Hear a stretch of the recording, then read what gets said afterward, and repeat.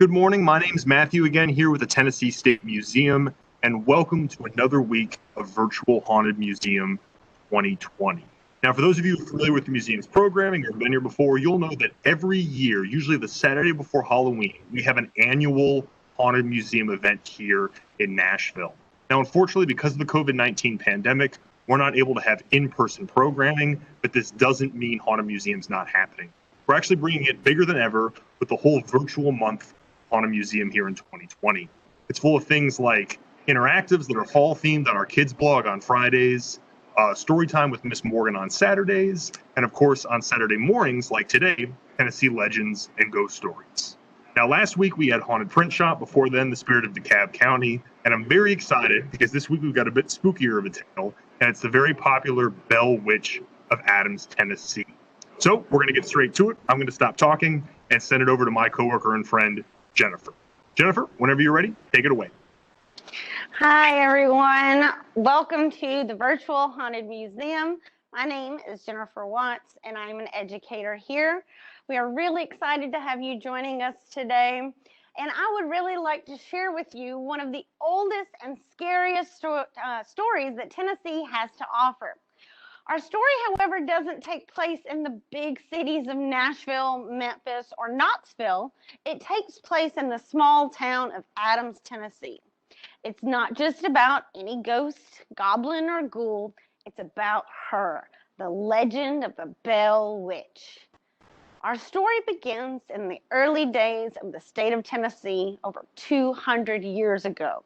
Let me take you back to a time when the towns and cities as we know them didn't exist.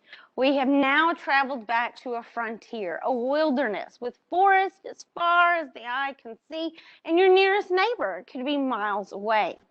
It is now 1804. We are north of Nashville along the Red River, flowing through Robertson County, the same river that brought many of our early settlers into the area.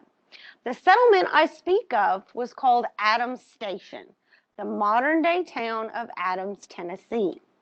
One of those early settlers to the area was John Bell, a 54-year-old man along with his wife and 5 children. The Bell family was very happy with their new life on the frontier, at least in those early days. They built a cabin, planted crops on the land. It was a fine life. It was a peaceful life until 1817. The day began like any other, with people tending crops and watching over their livestock, but John Bell felt something different was in the air. He had woken early that morning, like he did every morning, and went out to check his fields. But that day would not turn out to be like any other day before. It was early October. The temperature was dropping, and as he walked through the rows of tall stalks of corn, many reaching over his head, he heard the unusual sound, a rustling sound, not like anything he had heard before. He felt a creeping sensation climb up his spine. Suddenly, he whipped around and spied a large black dog. Face was different.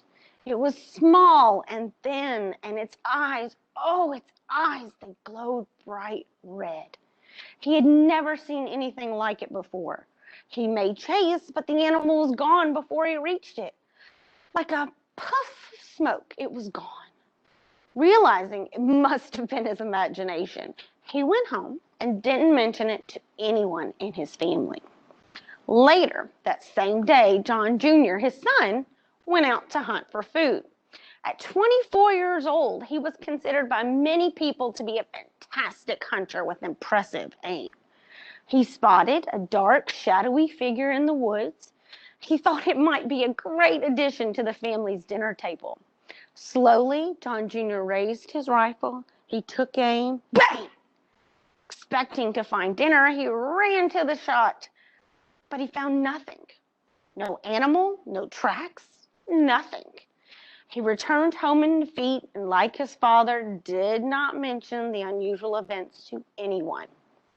Meanwhile, back at the Bell family home, 2 of John's other children, Dewey and Betsy, set out on a walk before dinner.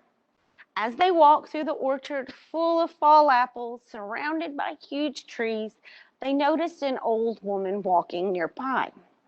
She was stooped in the shoulders, with gray hair and walking with the aid of a cane. They noticed the stranger's face was covered with a mysterious veil, a screen that hid her identity. In a small town with few neighbors, the children were pretty excited to meet someone new and make a new friend. So they decided to say hello. The children called out to her, "Hello there, hello." But as soon as the words were out of their mouths, the lady disappeared. How strange, they thought. Where did she go? Was she even really there? With no answers, the Bell children headed home. Little did they know this was just the beginning of a long series of unexplainable events to befall their family. That very night, as the Bells laid in their beds, the strange occurrences of earlier that day continued. A suspicious sound began to be heard, described as the whooshing of air, the sound of a giant bird flapping its wings, a sound so loud that the windows and walls shook from its force. The noise continued every night for months. Next came the sound of scratching and clawing like unseen rats scraping at the walls and floors.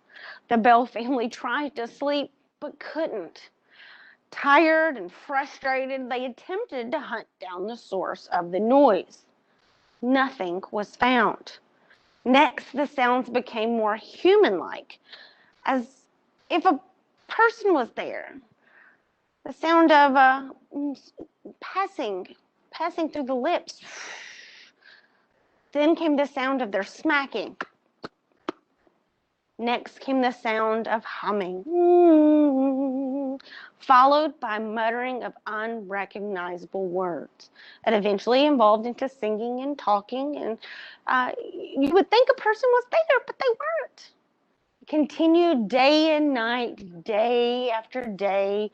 Eventually, they no longer bothered the family. It began to sound more like background chatter. The voice often talked with his wife Lucy, and teased his daughter Betsy, but all the while cursing the father John. The invisible specter, she began to be known, spoke in many different voices, most often female, hence the reason why we refer to a female as this day. Sometimes it even mimicked the voices of the Bell family members or friends and neighbors nearby. But that wasn't the only thing it did. Not at all. A few months into its haunting, things began to take a more dark, vicious turn. The witch became violent to the family. The necks of the children began to be jerked back and forth by an unseen force. Their hair was yanked, their heads would spin, and cheeks were pinched or slapped to a bright pink color. It was not unheard of to see a Bell child hopping from their chair at dinner, yelping about an unseen pinch or prick. The family member that received the most abuse was the father, John Bell. After a year of the haunting, John noticed a soreness in his teeth, then his tongue, then his jaw, finally his throat. It wasn't long after that he died, more than 3 years after the haunting began. The family blamed his early death on the Bell Witch. The story of the haunting began to spread from town to town and person to person. Many strangers began to travel to visit the Bell family and experience the haunting for themselves. The witch apparently delighted in the attention, making her presence known night and day. Her favorite thing was to snatch the covers off the sleeping guests. One day, the biggest, toughest man in the area wanted to challenge the witch. He believed he could defeat her tricks. His name was Frank Miles of Robertson County. At a reported 7 feet tall and over 300 pounds, he declared he was too strong to be defeated. The very night of his visit, the family was awoken to the sound of his large frame being attacked by an invisible force. Miles was running from room to room. His face was stark white and had the look of confusion. By the time the story got out, Miles was long gone, and the community was whispering of what happened at the Bell farm. Everyone had their own ideas. The disturbances, the pinching, the smacking, the relative nuisance of the witch continued for almost 4 years. Suddenly, one day, it all stopped in 1821. The Bell Witch, as she has since been called, didn't return, or at least not yet. Her last appearance was when she reportedly came down in a ball of light from the ceiling of the Bell family home and declared her departure.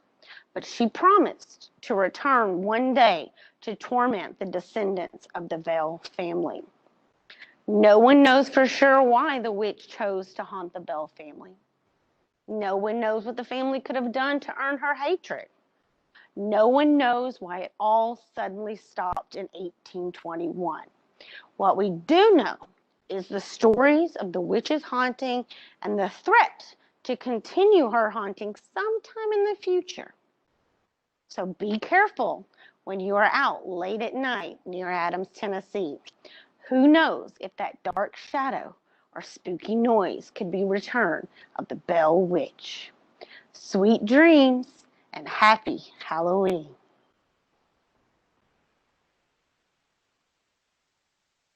All right, Jen. Well, thank you so much for that story. Definitely one of our scary ones, I think, but a great one all the same.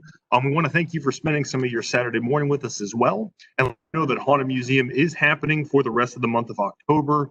The best place you can go for future and past events with Haunted Museum 2020 is to go to our website, tnmuseum.org, click on the TSM Kids page or tab in the top right-hand corner, and then scroll down the virtual Haunted Museum. That'll have everything and anything Haunted Museum 2020.